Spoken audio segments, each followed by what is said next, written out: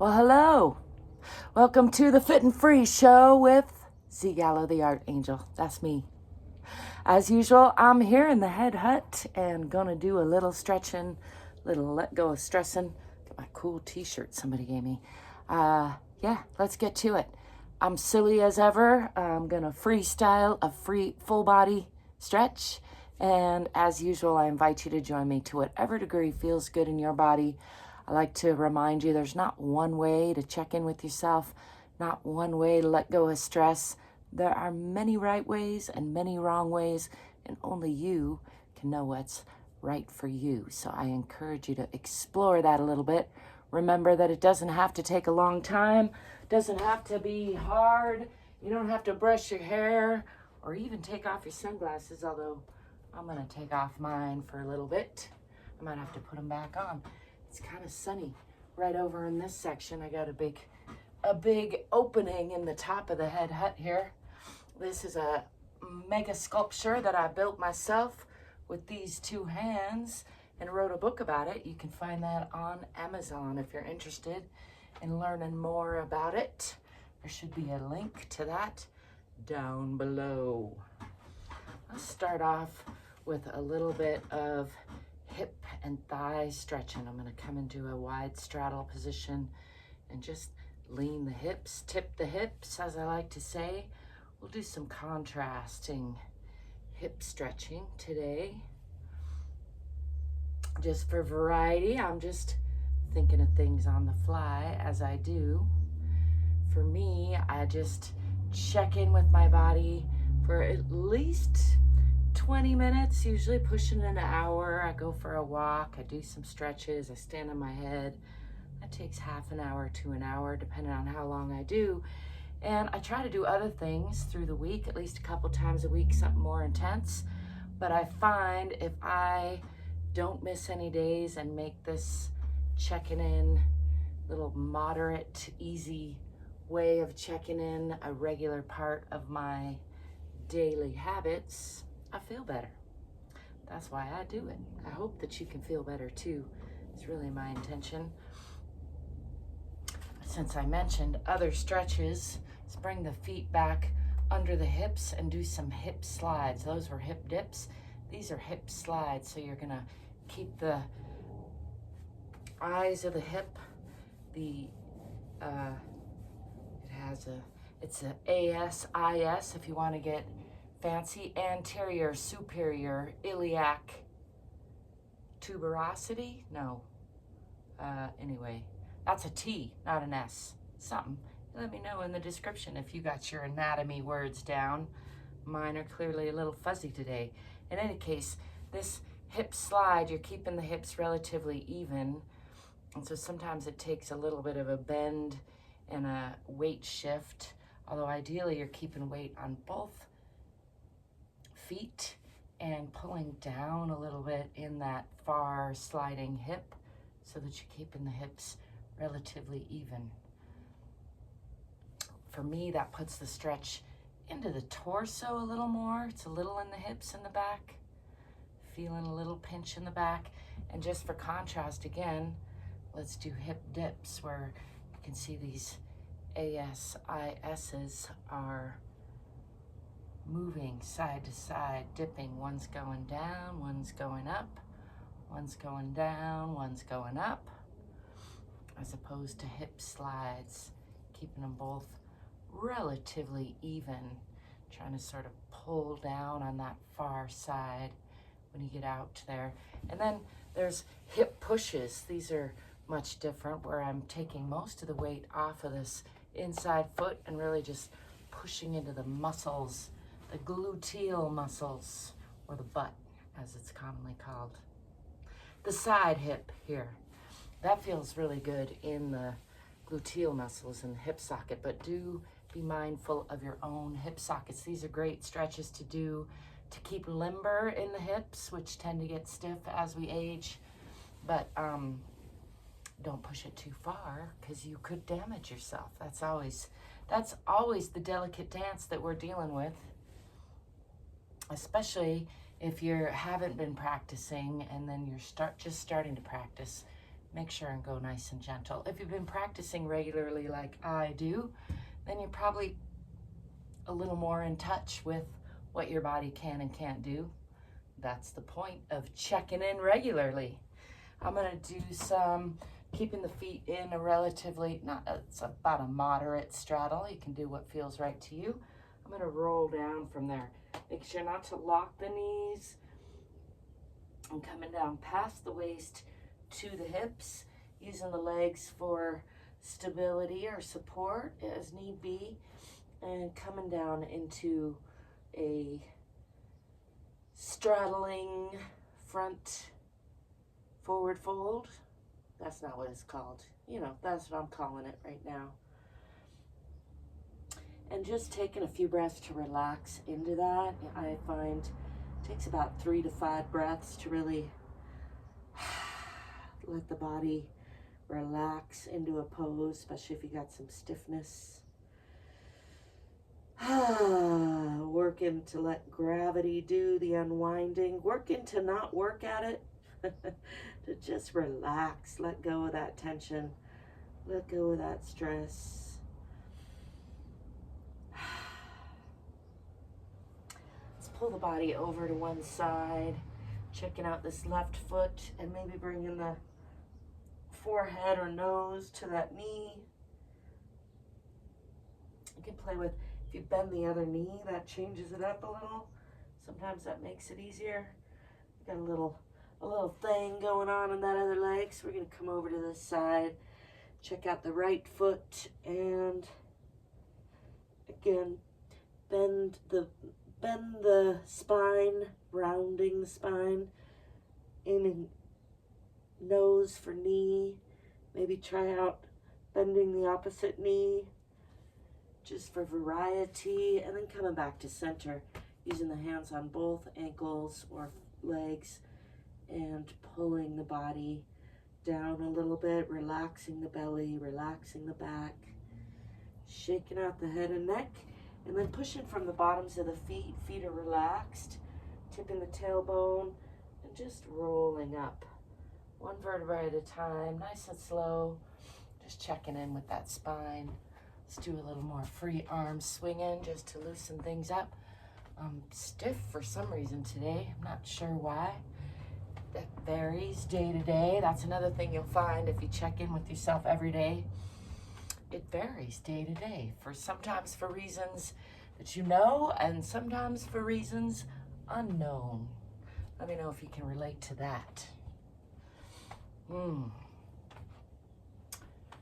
right, let's do some lunging. I'm gonna step forward a little so I can step back, stepping back with the left foot, coming into a moderate lunge, pulling these hips onto the perpendicular line, checking that I can still see the toes past that front knee, pushing into that back heel, and just enjoying a nice, straight, strong line through the core of the body, bringing my attention, my awareness into that center line, and then bringing my visual focus onto the fingertips, rolling the shoulders down and back. Continuing to breathe and smile.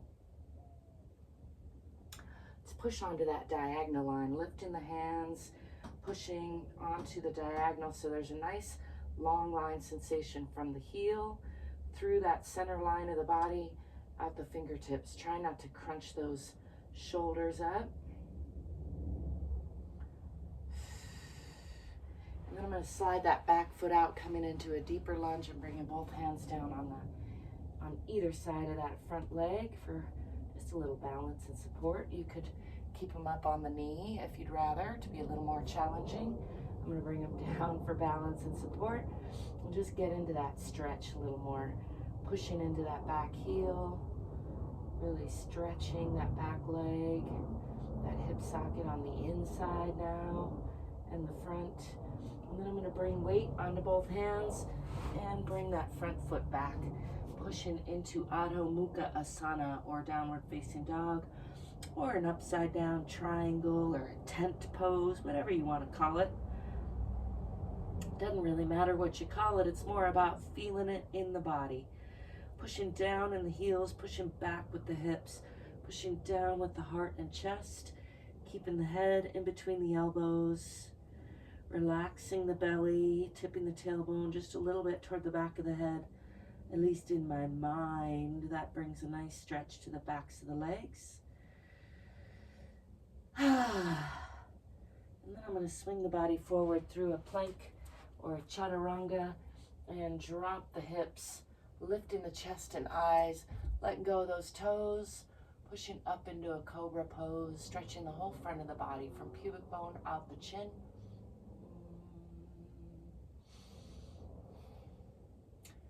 Giving that a breath or so to release, relax, and then I'm going to push back into Uttana Shishosana, one of my favorite poses to say and do, keeping the lower body at about a 90-degree angle, sliding the upper body out,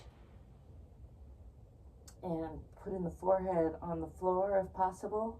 Continue to move those fingers out and out and out, getting a nice stretch through the shoulders and chest and arms. Releasing the belly allows me to continue to move those hands out a little more, a little more, a little bit more, a little bit more. For Santa Claus, you know where that line's from. Extra points if you put that in the comments. That's a silly reference to way back in my childhood. And then I'm going to walk these hands back, lifting the forehead. Let's come to all fours with hands under the shoulders, starting in about a tabletop position with a relatively flat back. And I'm going to round up into cat pose or Marjaryasana, tucking the chin, tucking the tailbone,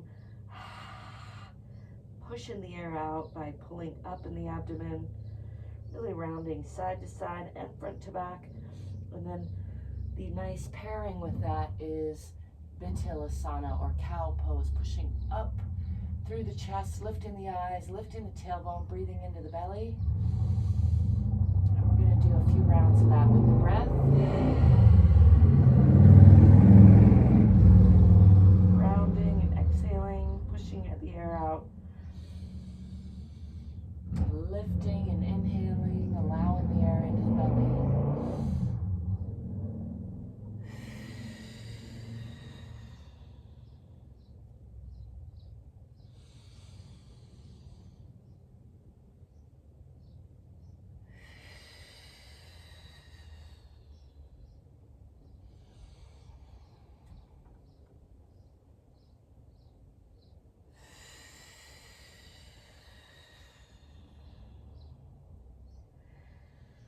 Just doing a few rounds of that with the breath.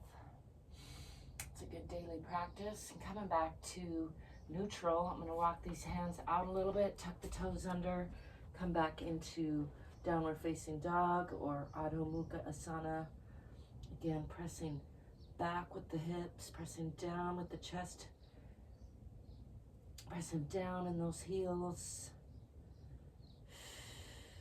I'm going to swing that left foot forward to a nice deep lunge on the other side. Pushing into that back heel. Let's straighten both legs and aim the chin for the toes, draping the upper body over the lower body.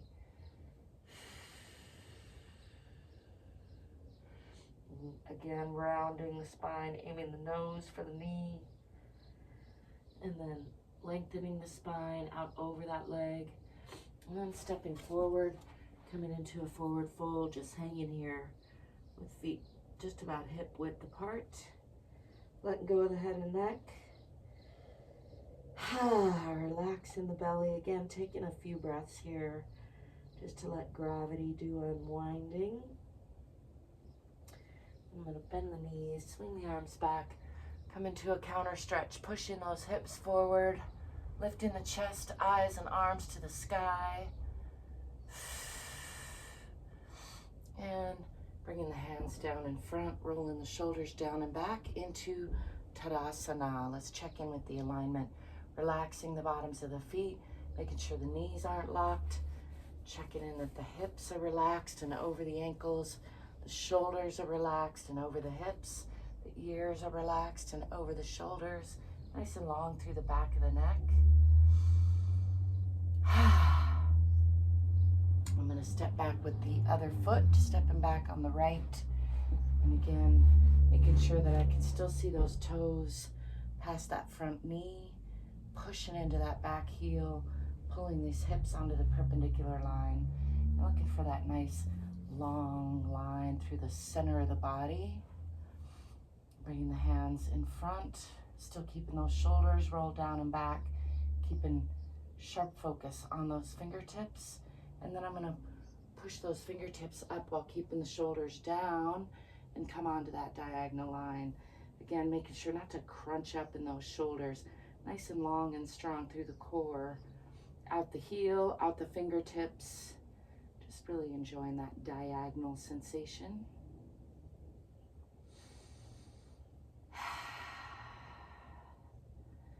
And then I'm going to bring both hands down on either side of this front leg, sliding that back foot out a little more, coming into a nice deep lunge on that side, supporting the weight a little bit on either side of that front leg, pushing into that back heel, sliding it out maybe a little bit more if that feels good.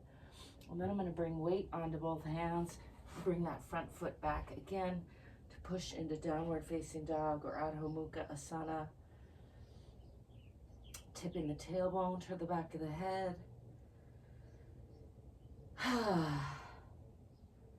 Releasing the belly, pushing down in the heels, pushing back with the hips.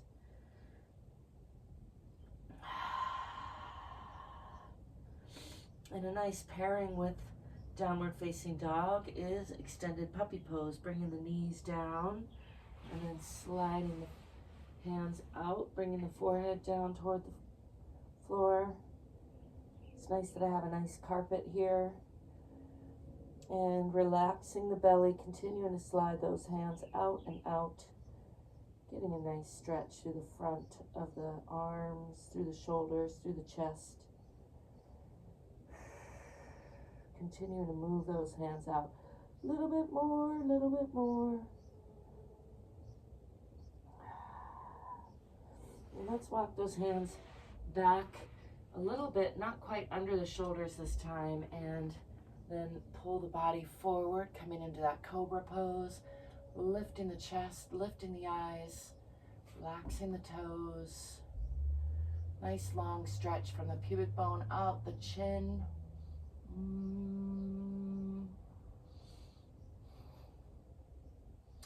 Just letting go of the belly, letting go of the back. And then tucking those toes under, maybe walking the hand step back just a little bit, pushing again into downward facing dog or Adho Mukha Asana.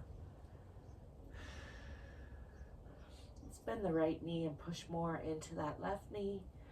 And bend the left knee, push more into the right heel, And again, pushing into the right heel, bending, or that's the left. Whichever one, it doesn't really matter. Bending the left, pushing into the right. And pushing into both heels. Pushing back with the hips. Pushing the heart and chest down toward the center of the earth so the head is aligned between the elbows. Nice and long line from the fingertips through the spine, out the tailbone. Tipping that tailbone just a little bit toward the back of the head. And I'm going to swing that right foot forward in between the hands. A nice deep lunge on that side. Enjoying that nice deep lunge. And then straightening that front leg. Still pulling those hips onto the perpendicular line. And draping the upper body over the lower body. Aiming chin for toes. Nice long spine. And then rounding the spine a little bit. Aiming nose for knee. And again, lengthening the spine over that front leg. Chin for toes. And then I'm going to step forward. Scooch back a little bit so I can forward fold. Just letting go of stress. Letting gravity do some unwinding in the spine for a couple breaths. Can add a little just gentle traction, either by holding onto the hair or the head. Just encouraging that lengthening. letting gravity do the work, nice and gentle. Let's do a little twist from here, bringing the right hand down in front of the toes and lifting the left, looking up at those fingertips.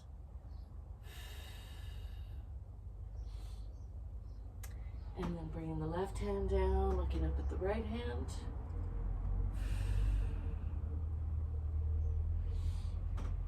Coming back to center, and let's roll up, pushing from the center of the earth through the bottoms of relaxed feet, tipping the tailbone first, just coming up nice and slow, checking in with the spine all the while. Let's do a little extra stretching on these arms, bringing one arm across the body, wiggling that shoulder around. I got some ka-chunks in there today. Winging that back, bringing the other arm across the body, wiggling that shoulder around. It's nice and quick and freestyle stretch here. As I mentioned earlier, there's not one way. There are many ways to do some stretching, checking in with your body. I encourage you to try some of them out, see what you like, see what you don't like. These are magnified glasses, so I can actually see better with them on. Look, I have my readers right over here. I'll try to put them on so I don't look quite so cool and intimidating. Again, I thank you for being you, and I thank you for letting me be me. I thank you for stopping by. I thank you if you like and subscribe. It really does help me out. Thank you for checking out the description and checking out my book on Amazon, or some of my music, or some of my art. There's links to a lot of stuff down there. Check it out. There might also be an email down there if you want to sign up for my email list. I'm about to start promoting that and making some what they call tiny offers to connect with more people. So if you're interested in that, hit me up, give me your email address, and I'll put you on my list. As always, I hope you will stay curious and courageous, get more fit so you can be more free. And until next time, I'll be seeing you. Ciao for now.